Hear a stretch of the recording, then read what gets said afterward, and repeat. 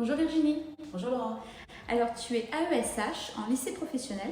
Oui. Est-ce que tu peux nous rappeler ce que veut dire ces lettres? Donc AESH, ça veut dire accompagnant d'élèves en situation de handicap. Aujourd'hui on se voit dans le cadre du 8 mars et pour toi le 8 mars ça représente quoi? Pour moi le 8 mars c'est le combat des droits des femmes, de la femme, que ce soit au niveau sociétal ou salarial ou professionnel. On est en Occident mais notamment en France, donc c'est salarial et sociétal. Alors tu nous parlais de combat égalité salariale dans une profession qui est très fortement féminisée aujourd'hui. Est-ce qu'avec votre salaire vous arrivez tout simplement à vivre?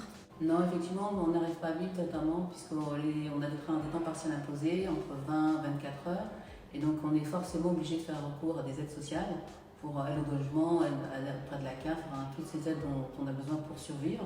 Les gens en place qui proposent des temps pleins se les voient refuser et on voit arriver des nouveaux postulants avec des petits contrats qui auraient pu être transformés en temps plein pour ceux qui étaient déjà sur place. Mais pourtant vous êtes des personnels de l'éducation nationale, on a beaucoup entendu parler, Jean-Michel Blanquer, de revalorisation et notamment pour ces premiers de corvée qui étaient très présents pendant la crise sanitaire. Les accompagnants sont les premiers oubliés de cette revalorisation puisqu'ils n'étaient pas du tout inclus.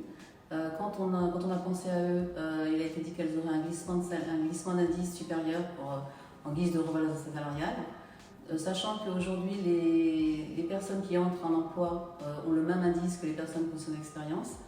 Donc au niveau de la revalorisation, de la professionnalisation, le compte n'y est pas, dans la mesure où depuis 2005, on a les 60 mêmes heures d'adaptation à l'emploi et on n'a pas de formation continue. Les gens qui prétendent, qui demandent des quantités horaires supérieures pour atteindre le plein emploi, on leur répond par la négative, mais entre-temps, on voit arriver des nouveaux collègues qui ont des contrats à quantités horaires très faibles, qui auraient pu être donnés à ces collègues qui étaient déjà sur place. Donc s'agissant de la revalorisation salariale, du droit on doit encore beaucoup se battre pour que notre salaire soit revalorisé, et c'est un combat au quotidien. Merci, donc on voit encore une fois que les femmes sont essentielles. Oui, et l'égalité n'est pas optionnelle. Merci. De rien, avec plaisir.